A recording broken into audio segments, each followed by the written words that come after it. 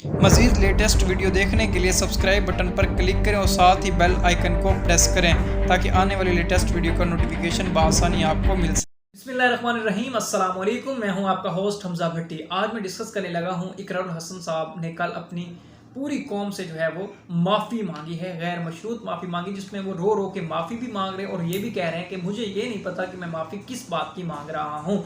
लेकिन अब ये इसका पस मंज़र मैं आपके सामने रखता हूँ। और इसके अलावा मैं पहले बता दूँ इकरारुल हसन साहब कि कौन से हैं जिनकी मैं बात करूँ। मारूफ शख्सियत हैं, मारूफ एंकर पर्सन हैं, सीनियर एंकर पर्सन हैं, सरेआम प्रोग्राम करते हैं, ARY न्यूज़ पर प्रोग्राम करते हैं, पूरे पाकिस्तान में सबसे ज़्यादा देखे जाने वाला प्रोग्राम है और उनके जो स्टिंग्स ऑपरेशन है उनकी मिसाल ही कहीं नहीं मिलती। और इसके अलावा पाकिस्तान के अलावा मुख्तलिफ ममालिक हैं जहाँ पे ये प्रोग्राम देखा भी जाता है अदर्स कंट्रीज़ में। इसकी रिसेंटली मिसाल ये है कि अफगानिस्तान में अरशद शरीफ साहब जो एंकर पर्सन है ARY न्यूज़ के, वो गए हुए थे अफगानिस्तान। तो वहाँ पे उन्होंने जब पूछा कि आप इकरारुल हसन साहब को जानते हैं, तो उन्होंने कहा कि जी बिल्कुल, उन्होंने सिंध असम्बली में एक स्टिंग ऑपरेशन किया था।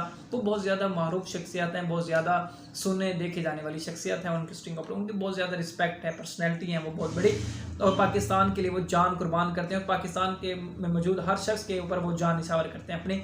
वो हर इंसान की मदद करना चाहते हैं, क्योंकि जब इंसान एक पॉजिटिव वे में सोच रहा होता है तो हर इंसान की मदद करना चाहता है जब वो खुद सही होता है। अच्छा, इसका पस मंज़र कुछ इस तरह से इकरारुल हसन साहब ने जो है वो माफ़ी मांगी है। उसके पीछे रीज़न ही है कि 14 अगस्त को एक वाक़या रोनुमा होता है। 2 टिकटॉकर्स हैं जिसमें एक फेमस जाओ जिनकी बात आपको पता भी होगा, मीनार पाकिस्तान की मैं बात करूँ, लाहौर मीनार पाकिस्तान 14 अगस्त को एक वाक़या रोनुमा होता है जिसमें आयशा अकरम बेग टिकटॉकर है और उसके साथ उसका जो साथी है रैम्बो, ये टिकटॉक वहाँ पे बनाने के लिए जाते हैं जिसमें ये कहते हैं जी हम मीनार पाकिस्तान जा रहे हैं। और जो टिकटॉकर्स हैं, लड़के आजकल की न्यू जनरेशन है, वो वहाँ पे पहुँच जाती है और वहाँ पे ये लोग 3 से 4 या 5 घंटे जो है वहाँ पे रहते हैं और आवाम का जैसे ही हजूम इकट्ठा होता है तो वहाँ पे एक ना मालूम कह सकता हूँ या इसको मैं क्या अल्फाज दूँ, यानी कि एक ऐसा वाक़या रोनुमा होता है कि जिससे पूरे पाकिस्तानी कौम को धक्का फील होता है और इसका जो इमेज है वो पूरी दुनिया में सुना जाता है। मैं ये वीडियो नहीं बना रहा था, ये वीडियो बनाने का सिर्फ मकसद मेरा यही था कि इकरारुल हसन साहब रो पड़े हैं, उन्होंने पूरी कौम से माफ़ी मांगी है,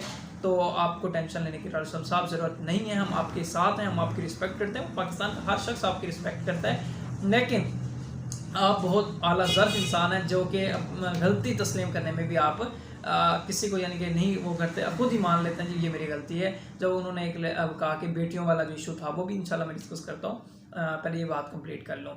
तो उसके बाद जो है ये वहाँ पे लड़की और लड़का जो है 3 से 4 घंटे वहाँ पे रहते हैं और ये वहाँ पे टिकटॉक भी बना रहे हैं और जिस तरह हजूम बढ़ता जाता है तो एक वाक़या रोनुमा हो जाता है। बाकी इस तरह से रोनुमा होता है कि जैसे ही हजूम बढ़ जाता है तो लड़की को धक्के पेलम होती है, उसके कपड़े फाड़ दिए जाते हैं, उसको हाथ लगाना, गैर ज़रूरी टच करना, इस तरह की कंडीशंस आ जाती हैं। जब ये वीडियो 3 से 4 दिन बाद वायरल होती है, यासिर शामी साहब पाकिस्तान डेली टाइम के एंकर पर्सन हैं, बहुत ही अच्छे एंकर हैं ये भी।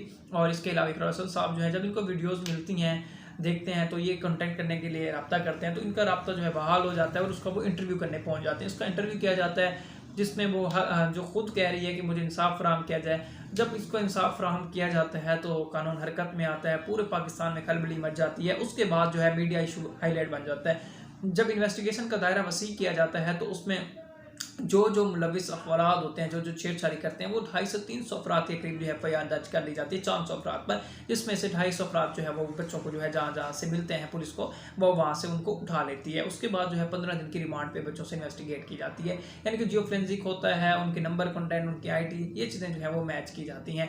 इसके अलावा पुलिस की एक नाअहली भी सामने आई थी जिसमें उन्होंने एक बुजुर्ग शहरी थे उनको भी गिरफ्तार किया, जो कि उसको पकड़ कर भी ले आए थे, उसके बाद उसको छोड़ दिया गया था।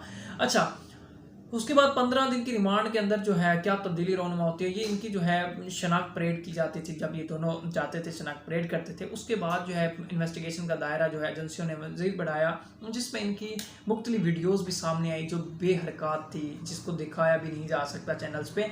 और इसके अलावा आयशा अकरम और जो टिकटॉकर रैम्बो है, इन दोनों का रिश्ता जो है ऑन द वीडियो रिकॉर्ड है कि ये दोनों जो हैं बहन भाई हैं, जबकि इस तरह की कोई कंडीशन वीडियोस देख के लगता नहीं है। और उसके आगे आगे की जो कहानी है वो भी मैं आपके साथ शेयर करता हूँ। अच्छा, उसके बाद जो है जब शनाख्त परेड के प्रोसेस भी चलता रहता है, इन्वेस्टिगेशन, इसके बाद इनकी जो है रिकॉर्डिंग्स निकलती हैं जिसमें ये खुद कह रही है कि फ़ी मुजरिम का जो है 5-5 लाख रुपए मानेंगे, तो यानी कि 5-5 लाख रुपए हम लेंगे फ़ी मुजरिम का, जिसमें ये दोनों की बात है, जिस तरह से वो दोनों बात कर रहे हैं। अच्छा, जब ये सवाल उसी लड़के से किया जाता है तो वो कहते हैं जी ये 1 साल पुरानी वीडियो कॉल रिकॉर्डिंग है जिसमें हमने ये कहा था। अल्लाह के बंदे, ये तो पुलिस का काम है कि 1 साल पुरानी है, ये 1 दिन या 1 महीना, वो उन्होंने ही देखना है और आपकी जो फोरेंसिक होगी उस चीज़ की भी एमरजेंसीज करेंगी। अच्छा, जब ये चीज़ें सामने आती हैं और रिकॉर्डिंग्स वगैरह के, ये लोगों इन लोगों को तो ये पेश है कि इन्होंने तो ये पूरी प्लानिंग की थी। अच्छा, इसमें प्लानिंग की गई थी वो भी मैं आपको साथ शेयर कर देता हूँ। इसमें 14 अफराद की प्लानिंग की गई थी, जिसमें ये लड़की भी शामिल थी, रैम्बो भी शामिल था, और लड़की को भी ब्लैकमेल किया जा रहा था, जो वो खुद कह रही है कि मुझसे 10 लाख रुपए भी इन्होंने लिए हैं। ये भी रिकॉर्डिंग है, ये बिल्कुल रिकॉर्डिंग मौजूद है। और इसके अलावा मुख्तलिफ व्हाट्सएप वगैरह जो इनके चेक किए जा रहे हैं अब, और जो 14 अफराद में जो इनके दोस्त वगैरह जिन्होंने प्री प्लान की था उनको भी गिरफ्तार किया जा चुका है, और करने की और भी कोशिश मज़ीद की जा रही है। अच्छा जी, ये मसला जो है ये टैकल हो चुका है। अब बात कर लेते हैं हम थोड़े से हाईलाइट इशू की।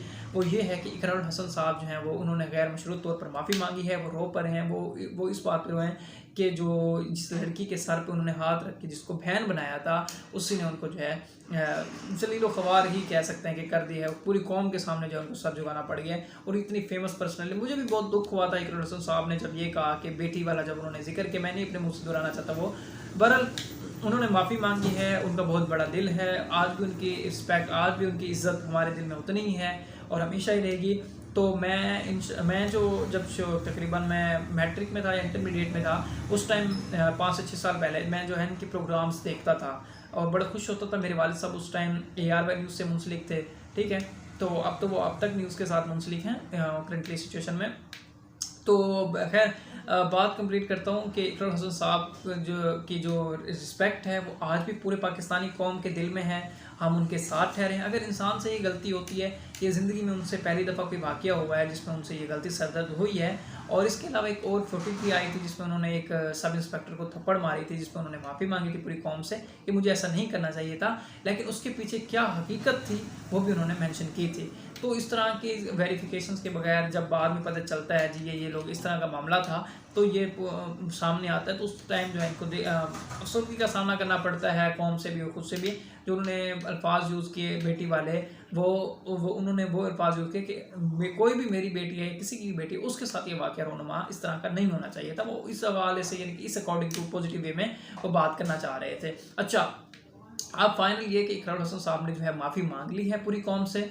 हम पाकिस्तानी कौम और ओवरसीज़ पाकिस्तानी जो हैं वो इंशाल्लाह इनके साथ हैं। आप अपना काम करें, आप दिल बड़ा रखें, और गलती इंसान से ही होती है। और इसके अलावा वो जो लड़की है, मैं तो यही कहूँगा कि आयशा अकरम को भी गिरफ़्तार किया जाए। और जो इन्होंने पाकिस्तान में ड्रामा रचाया हुआ है, ये हैं पता नहीं कहाँ से आ गए हैं लोग, पता नहीं किस तरह के हैं ये लोग जो पाकिस्तान की इमेज ख़राब कर रहे हैं। आप हमेशा पाकिस्तान के लिए इकरारुल हसन साहब मुखलिस थे और इंशाल्लाह आप मुखलिस ही रहेंगे। और इंशाल्लाह आप जान निछावर करते थे पाकिस्तान में मौजूद हर पाकिस्तानी शख्स पे, और इंशाल्लाह आप करते रहेंगे। हम आपके साथ हैं और आप कदम बढ़ाएं, आप अपने प्रोग्राम शूट करें, आप बेफिक्र रहें इंशाल्लाह। ठीक है, उम्मीद करता हूँ दोस्तों आपको हर चीज़ जो है मैंने क्लियर कर दी है। नेक्स्ट वीडियो में आपके साथ मुलाकात होगी। अपना ख्याल रखिएगा। अल्लाह हाफिज़।